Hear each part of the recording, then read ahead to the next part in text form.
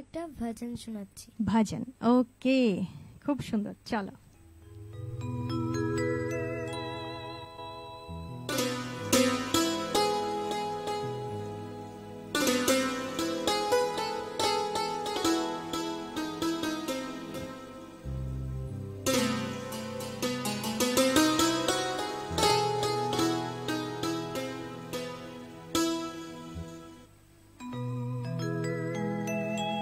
राम का गुण गाए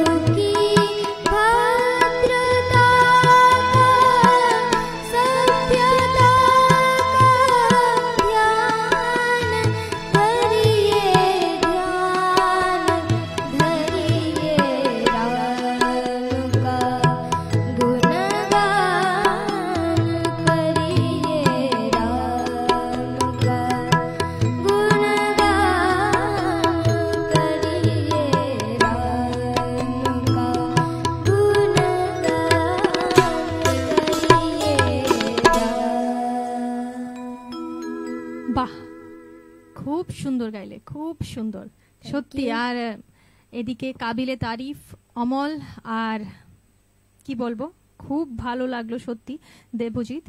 তো তুমি কোন ক্লাসে পড়ো? আমি ক্লাস 6 এ পড়ি। আচ্ছা, তো কত বছর ধরে গান শিখছো? আমি জন্মের আগে থেকে নাকি? না, ও আমার আচ্ছা। যখন 4+ তখন থেকে আমি গান শিখছি।